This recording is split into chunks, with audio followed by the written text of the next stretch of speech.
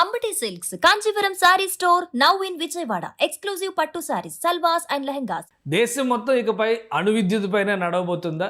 ఆధునిక టెక్నాలజీని ఉపయోగించి భారతదేశంలో రాబోయే రోజుల్లో కొత్త కొత్త శాస్త్ర సాంకేతిక ప్రయోగాలు చేయాలని కేంద్ర ప్రభుత్వం తలుస్తోంది. అందులో భాగంగానే అణు విద్యుత్ పైన స్పెషల్ ఫోకస్ పెడుతుంది. ఒక్కసారి ఇరాన్ యుద్ధం వచ్చిన తర్వాత పశ్చిమాసియా సంక్షోభం భారతదేశాన్ని ఏ విధంగా కుదిపేసిందో చూస్తే ఈ అణు విద్యుత్ ఆవశ్యకత ఏంటో అర్థమవుతుంది. దానిపైన పెడుతున్నటువంటి ఫోకస్ ఏంటి, ఎంతవరకు భారతదేశం ఈ రంగంలో విజయం సాధించేటువంటి అవకాశం ఉంది, ఈ అంశంపైన విశ్లేషణ చూద్దాం. మనతో పాటు ఏపీ బీజేపీ అధికార ప్రతినిధి పెద్దిరెడ్డి రవికిరణ్ గారు ఉన్నారు.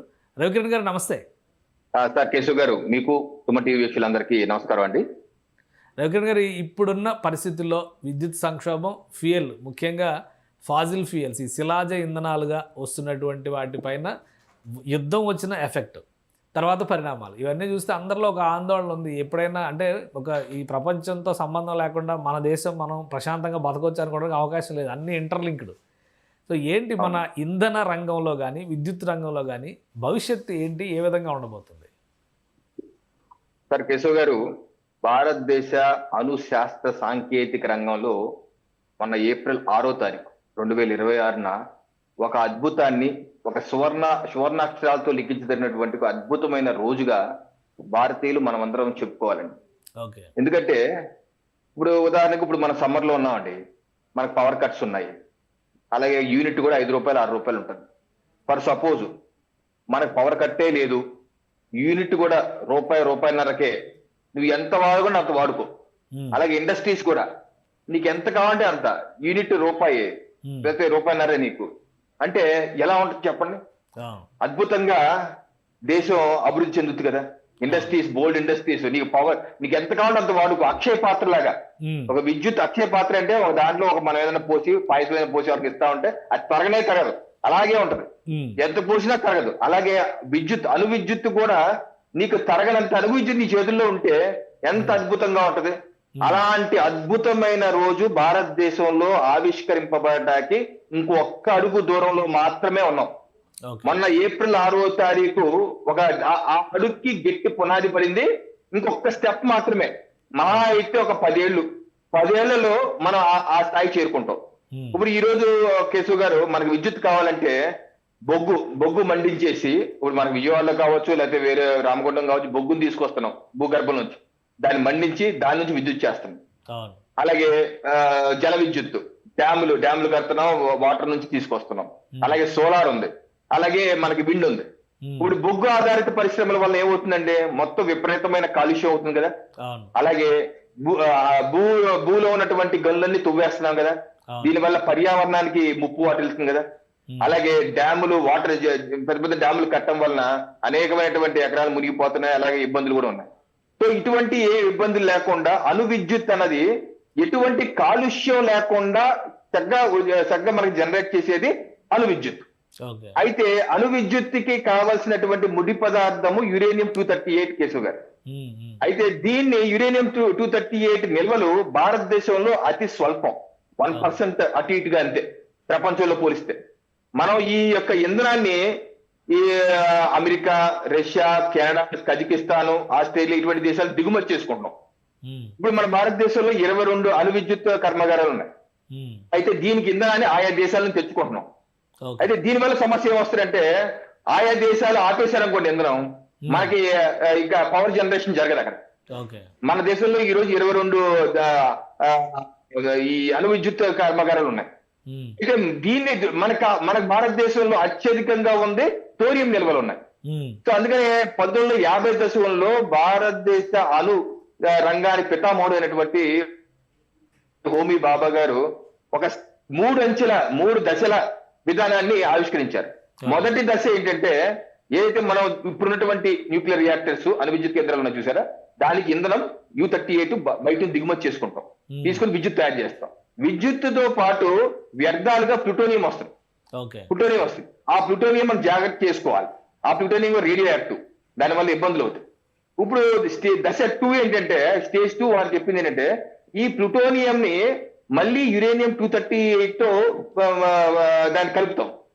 దాని అవుట్పుట్ గా విద్యుత్ వస్తుంది, అలాగే ఇంకా ప్లూటోనియం వస్తుంది, అలాగే యురేనియం 233 వస్తుంది. అంటే ఇప్పుడు ఉదాహరణకి ఇప్పుడు ఏంటంటే మన కారులో 50 లీటర్లు డీజిల్ కొట్టించాం అనుకోండి, పొగ బదులు 70 లీటర్లు డీజిల్ వచ్చింది అనుకోండి, ఎలా ఉంటది? ఓకే. అలా అనమాట. ఈ రెండవ దశలో ప్లూటోనియం వాడేది 1 గ్రామ్ అయితే అవుట్పుట్ 2 గ్రాములు వస్తుంది ప్లూటోనియం. ఓకే. ఇప్పుడు మనం సాధించింది ఏప్రిల్ 6వ తారీఖు సాధించింది అది ఏంటి? మనం వాడుతున్నట్టు ప్లూటోనియం కన్నా ఎక్కువ ప్లూటోనియం వస్తుంది, యురేనియం 233 వస్తుంది, అలాగే విద్యుత్ కూడా వస్తుంది 500 మెగావాట్లు ప్లూటోనియం వస్తుంది.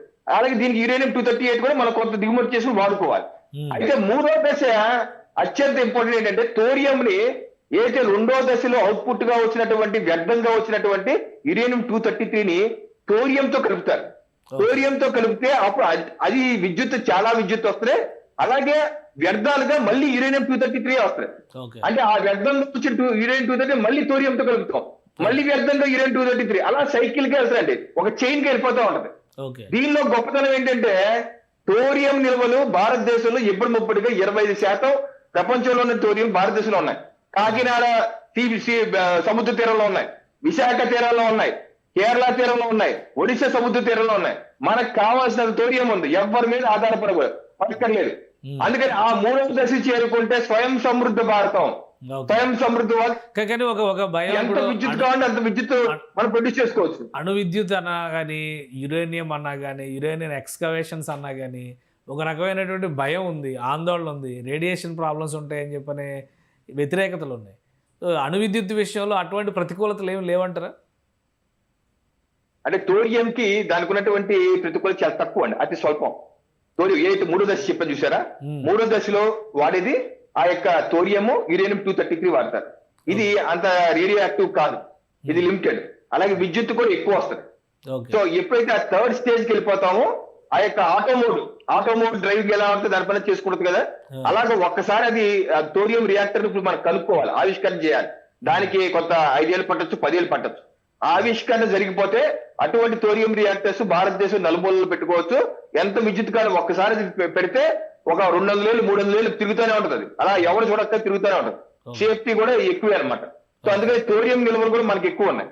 సో అందుకని ఆ స్టేజ్ కి వెళ్లే విధంగా ఒక గట్టి పునాది మొన్న ఏప్రిల్ 6వ తారీఖు పడింది. దానికి కూడా ఆవిష్కరణ అనేక దశాబ్దాలకు పనిచేసిన ప్రధానమంత్రి నరేంద్ర మోడీ గారి నాయకత్వంలో వచ్చాక దానికి ఏదైతే శాస్త్రవేత్తల కల్పకంలో శాస్త్రవేత్త దీని దశాబ్దాలకు పనిచేస్తారు, వాళ్ళకి కావాల్సిన నిధులు కావచ్చు, వనరులుగా సమకూర్చి ప్రధానమంత్రి నరేంద్ర మోడీ గారు గత సంవత్సరం కూడా కల్పకంకి వెళ్లి చూశారు కూడా ఎలా చేస్తున్నారు ఏంటని కనుక్కొని వాళ్ళతో మాట్లాడి కూడా రావడం జరిగింది. ఇది ఒక గొప్ప ఆవిష్కరణ. మన దేశ శాస్త్రవేత్తల్ని ప్రధానమంత్రి నరేంద్ర మోడీ గారు మెచ్చుకోవాలి. అలాగే మూడో దశ కూడా త్వరగా కలుపుకునే విధంగా మన శాస్త్రవేత్తలకు అండదండగా నిలబడితే భారతదేశం ఇంకా స్వయం సమృద్ధి విద్యుత్ అణు విద్యుత్తులో అక్షయ పాత్ర పొందినట్టే.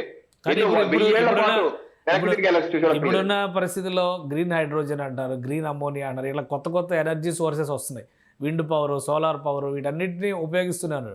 ఇన్ని ఆప్షన్స్ ఉన్న నేపథ్యంలో అణు విద్యుత్ వస్తే వీటన్నిటికంటే బెటర్మెంట్ ఉంటుందా? కానీ ఈ రీసెర్చ్కి సంబంధించి కానీ, రేడియో యాక్టివిటీకి సంబంధించినటువంటి అంశాల విషయంలో కానీ ప్రతికూలత ఏమి రాదా? ఈ యొక్క థోరియం రియాక్టర్లు దీనివల్ల అంత ప్రతికూలత ఉండదండి. విద్యుత్ ఇప్పుడు ఈ రోజు మీరు మన అంటే హైడ్రోజన్ ట్రైన్స్ కూడా రాబోతున్నాయి. హైడ్రోజన్ కూడా అది పర్యావరణాన్ని డిస్టర్బ్ చేసేది కాదు. అది వాటర్ H2O నుంచి వాటర్ నుంచి తీసి హైడ్రోజన్ విడిగా తీసి ఇంధనంగా వాడతాం. అలాగే దీనికి కూడా విద్యుత్ గా వాడతాం. దీని కూడా అంతే, అలా విద్యుత్ గా వాడతాం.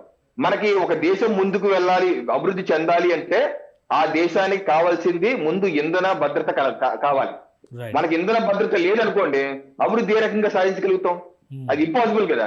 ఇంధన భద్రతకి గట్టి పునాది అది కూడా పర్యావరణాన్ని డిస్టర్బ్ చేయకుండా, పర్యావరణాన్ని ప్రతికూలం చేయకుండా, పర్యావరణాన్ని పరిరక్షించుకునే విధంగా ఇది గ్లోబల్ టెంపరేచర్ ని, గ్లోబల్ వార్మింగ్ పెంచకుండా ఆ యొక్క లిమిట్స్ లో ఉంటూ మనం ఇంధన భద్రతని కల్పించుకునే విధంగా అనేక మార్గాలు అన్వేషిస్తున్నాం. దానిలో సోలార్ కావచ్చు, విండ్ కావచ్చు, గ్రీన్ హైడ్రోజన్ కావచ్చు, లేకపోతే ఈ థోరియం రియాక్టర్ బేస్డ్ అణు విద్యుత్ కావచ్చు.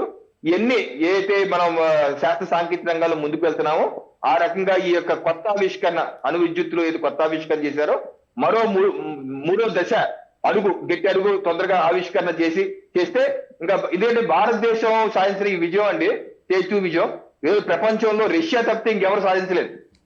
ఈ రెండో స్టేజ్ లో ఏదైతే fast feeder reactor, prototype fast feeder reactor ఏదైతే మనం కనుగొని క్రిటికాలిటీకి రీచ్ అయ్యామో ఇది ప్రపంచ దేశాల్లో అమెరికా ట్రై చేసింది, విఫలం చెందింది. జపాన్ ట్రై చేసింది, విఫలం చెందింది. చైనా విఫలం చెందింది. కేవలం రష్యా మాత్రం సక్సెస్ అయింది. ప్రపంచ దేశాల్లో రష్యా తర్వాత ఆ యొక్క స్థాయిని సాధించగలిగింది భారతదేశం మాత్రమే. అందుకని ప్రపంచ దేశం మొత్తం ఈ రోజు యుద్ధం, ఇరాన్ లో అణుబాంబు వేస్తారా, లేకపోతే ఏం చేస్తారా, లేకపోతే అక్కడ ఉన్నటువంటి యురేనియం ని తీసుకెళ్తారా అన్నది జరుగుతున్న తరుణంలో భారతదేశం సాధించే విజయాన్ని చూసి ప్రపంచం మొత్తం అవాక్ అవుతుంది. భారతదేశం ఇంత ఇదిగా సాధించగలిగిందా, ఎవరు చేయలేదు, రష్యా తర్వాత చేయగలిగింది కేవలం భారతదేశం అనే ఒక ఆశ్చర్యకరంగా ప్రపంచ దేశాలు మన వైపు చూస్తారని తప్పనిసరిగా రానున్న రోజుల్లో స్టేజ్ 3 మూడో దశ ఏదో ఉందో అది మనం త్వరగా చేరుకోవాలి.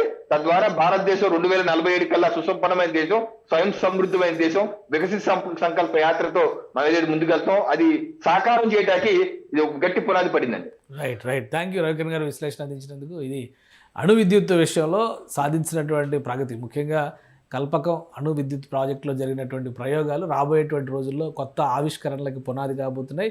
3వ స్టేజ్ దాటిన తర్వాత భారతదేశంలో అపారంగా ఉన్నటువంటి ధోర్యం నిల్వలు ఉపయోగించుకోవడం ద్వారా నిరంతరాయంగా విద్యుత్ అందించడానికి ఎలాంటి పర్యావరణ విఘాతం కానటువంటి వ్యవస్థలను భారతదేశం తయారు చేయబోతుందని రవికిరణ్ గారు చెప్తున్నారు. ఇది స్పెషల్ డిస్కషన్. Keep watching.